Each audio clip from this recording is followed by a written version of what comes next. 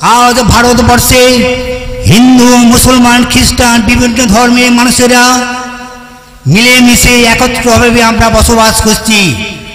আমরা সবাই ভাই ভাই, কি হিন্দু সম্প্রদায়ের মানুষ, কি মুসলমান, কি খ্রিস্টান, সকলেই কিন্তু ভগবানের সন্তান, আল্লাহর সন্তান। এক সন্তানের উপর যদি এক সন্তান অত্যাচার করে, ভগবান আল্লাহ সহ্য করবেন না। আবার আপনাদের কাছে বলতে চাই, সেদিনে সবাই যে সমস্ত মুসলমানরা আমার ভাষণ দিয়েছিলেন, তারা আতঙ্কিত হয়ে পড়েছিল। এই অপরাধের ফলস্বরূপ ওই অনুষ্ঠানে 6 মাস পরে 2018 সালে 30শে জানুয়ারি আমাকে হত্যা করার জন্যে প্রায় 500 জন ওই সন্ত্রাস বাহিনী হিন্দুত্ববাদী দল, শাসক দলের সহায়তায় ঘিরে ফেলে ওই আশ্রম। ঘিরে ফেলে তারা কালী মন্দির, শিব মন্দির এবং ওই ব্রহ্মানন্দ পরমহংসের সমাধি মন্দির তারা দখল করে নেয়। যার ফলে তখন থেকে আমি বিভিন্ন আশ্রমে থাকতে হয় আমাকে। তাই আমি সমস্ত মুসলমান সম্প্রদায়ের কাছে, মুসলমান ধর্ম প্রতিষ্ঠানের কাছে এই মুসলমানদের ভালোবাসার অপরাধে যে আমাকে আশ্রম থেকে তাড়িয়ে দেওয়া হলো, আশ্রম দখল করা হলো, তার প্রতিবাদের জন্যে আপনাদের সোচ্চার হবার জন্য আমি অনুরোধ জানাচ্ছি করজোরে। সাম্প্রদায়িক সম্প্রীতি রক্ষার্থে আমার কিছু মতামত আপনাদের সামনে তুলে ধরতে চাই। হিন্দু মুসলমান খ্রিস্টান শিখ জৈন বৌদ্ধ ধর্মের মানুষদের নিয়ে, বিভিন্ন ভাষা নিয়ে, বেদ বেদান্ত কোরআন বাইবেল নিয়ে, প্রাকৃতিক সৌন্দর্য নিয়ে গঠিত এক ভারতবর্ষ। বিশ্বের দরবারে এই ভারতবর্ষ আধ্যাত্মিকতার দেশ ও সনাতন ধর্মের দেশ বলেই পরিচিত। আজ ভারতবর্ষে হিন্দু মুসলমান খ্রিস্টান বিভিন্ন ধর্মের মানুষেরা মিলেমিশে একত্রভাবে আমরা বসবাস করছি। আমরা সবাই ভাই ভাই, কি হিন্দু সম্প্রদায়ের মানুষ, কি মুসলমান, কি খ্রিস্টান, সকলেই কিন্তু ভগবানের সন্তান, আল্লাহর সন্তান। এক সন্তানের উপর যদি এক সন্তান অত্যাচার করে, ভগবান আল্লাহ সহ্য করবেন না।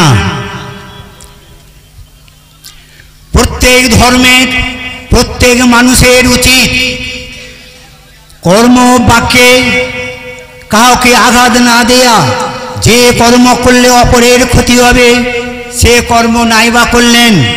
যে কথা বললে মানুষ দুঃখ পাবে, মানুষ ব্যথা পাবে, ধর্মে আঘাত আসবে, সে কথা নাইবা বললেন। যেটা মুসলমান ধর্মে আঘাত আনয়নকারী, আজ ওই নুপুর শর্মা যেভাবে কুরুচিপূর্ণ বক্তব্য করেছেন, যার জন্যে সারা ভারতবর্ষ, সারা বিশ্ব আজ উত্তাল হয়ে পড়েছে। বিভিন্ন ধর্মের মানুষকে ভালোবাসতে হবে, মানুষকে আপন করতে হবে। যে যত মানুষের সেবায় নিয়োজিত করতে পারবে, তার মনটা তবে হবে পরিশুদ্ধ, সে আনন্দ লাভ করবে। আজ ভারতবর্ষের এই যে অবস্থা এসেছে, এর জন্য একমাত্র দায়ী হচ্ছে ভারতবর্ষে মানব গঠনের অভাব। ভারতবর্ষে স্বাধীনতার পর মানুষ তৈরি করার জন্যে, মানুষ গঠনের জন্যে শিক্ষা ব্যবস্থায় কোনো উপযুক্ত পদক্ষেপ গ্রহণ করতে পারেনি। Man making is the first thing for the formation of the society. Man making is the first thing for the development of the country. আগে চাই মানব গঠন, তারপর সংগঠন, তা নালে সংগঠন ধ্বংস হয়ে যাবে। I appeal to all state government and central government to implement the procedure on man making. ভারতবর্ষ মডার্ন হয়েছে ঠিকই, কিন্তু no improvement on moral character বা deteriorated gradually day after day। কি পশ্চিমবঙ্গে কি ভারতবর্ষে আজ সাম্প্রদায়িক সংখ্যার বিঘ্ন ঘটছে, তার প্রথম কারণ সমাজ ব্যবস্থায় আজ ভক্তি শ্রদ্ধা বলে কিছু নেই, মান সম্মান কিছু নেই, মানুষের প্রতি মানুষের নেই কোনো নিঃস্বার্থ ভালোবাসা। মানুষকে আপন করে নিতে হবে, মানুষ সামাজিক দায়বদ্ধতা থেকে দূরে সরে যাচ্ছে বলেই আজকাল সাম্প্রদায়িক সম্প্রীতির এই বিঘ্ন ঘটছে। আমি আমার সন্তান তুল্য আমার ছোট ছোট ভাইদের কাছে অনুরোধ, তোমরা ঘৃণামূলক কর্ম থেকে বিরত থাকো ভাই। তোমরা রক্তক্ষয়ী সংগ্রামে লিপ্ত হবে না, তোমরা ধ্বংসাত্মক আন্দোলনে লিপ্ত হবে না। এ পথ বড়, এ পথ বেদনাদায়ক পথ। যারা এই কর্মে লিপ্ত থাকেন তারা মানসিক যন্ত্রণায় ছটফট করে, তারা তাদের জীবনটা হয়ে যায় দুর্বিষহ। তাই আমি তাদের বলতে চাই, সমাজের 5 জন মানুষের মতো মাথা উঁচু করে চলার জন্যে বিভিন্ন ধর্মের মানুষদের নিয়ে একসাথে শান্তিতে বাস করো, এইটি আমি চাই। আমি আজকের একটা কথা বলতে চাই, কোনো মানুষ, কোনো সরকার কি মানুষকে শান্তি দিতে পারে না। টাকা পয়সা ধন দৌলত কি শান্তি দিতে পারে না। শান্তি দেওয়ার অধিকারীকে, শান্তি একমাত্র দিতে পারেন আল্লাহ ভগবান। যারা ভগবানের উপর নির্ভরশীল, আল্লাহর উপরে নির্ভরশীল, যারা ভগবানের উপর শরণাপন্ন হয়, আল্লাহর উপর শরণাপন্ন হন, তারা মানসিক দুশ্চিন্তা থেকে মুক্তি পান, দুরারোগ্য ব্যাধি থেকে মুক্তি পান, নানা সমস্যা থেকে মুক্তি পান। তাই আমি বিভিন্ন ধর্মের সমস্ত মানুষদের কাছে একটাই অনুরোধ করব, আমাদের নিজ নিজ ধর্মগুরুর কাছে শরণাপন্ন হওয়ার জন্য। দেখবেন তাতে আমাদের শান্তি আসবে। শান্তি দেওয়ার অধিকারী একমাত্র আল্লাহ এবং ভগবান।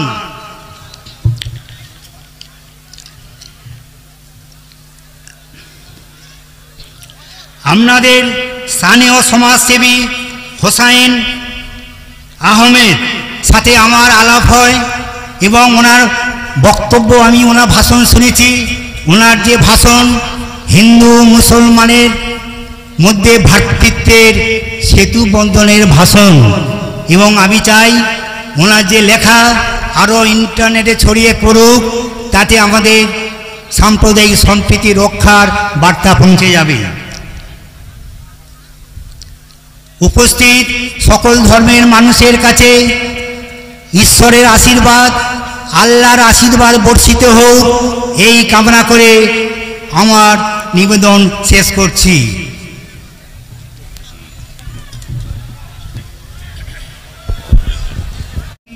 রক্ষা করতে গিয়ে আমার যে বুকের ব্যথা, যেটা আজ এই সভায় রাখতে পেরেছি, তার জন্য আমি আপনাদের কাছে কৃতজ্ঞ। আমি একজন হিন্দু সন্ন্যাসী মহারাজ হয়ে মুসলমানদের সঙ্গে কেন মিশি, আমার আশ্রমে কেন মুসলমানরা কেন আনয়ন করবে, সেই অপরাধে আমার উপরে যে শাস্তি দেওয়া হয়েছে, সেই শাস্তি আজও আমি বহন করে চলেছি। আপনারা মনোযোগ দিয়ে শুনবেন।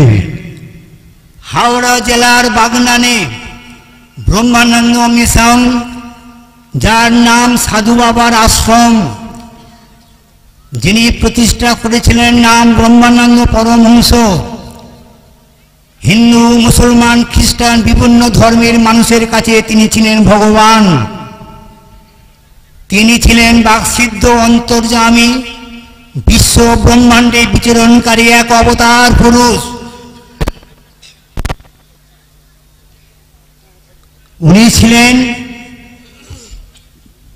উনি হিমালয়ের কৈলাস পর্বতে শিব মন্দির থেকে শিব অবতার রূপে উনি বাগনানে আসেন।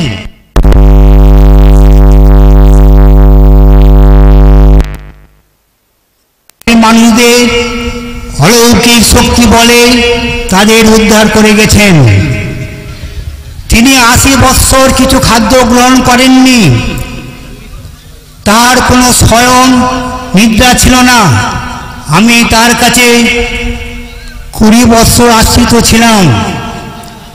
তার অনুপ্রেরণায় প্রেরিত হয়ে আমি সমস্ত বিভিন্ন ধর্মের মানুষদের আমি আপন করে নিয়েছিলাম। শাসক দলের নেত্রী মমতা ব্যানার্জির সাম্প্রদায়িক সম্প্রীতি রক্ষার্থে আমার আশ্রমে আমি ধর্মসভার আহ্বান করেছিলাম।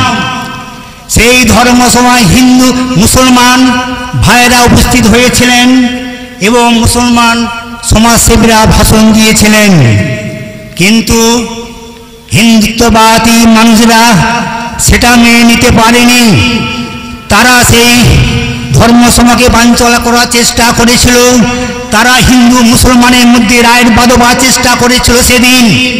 কিন্তু আল্লাহর কৃপায়, ভগবানের কৃপায় সেদিন কোনো সংঘর্ষ বাঁধেনি।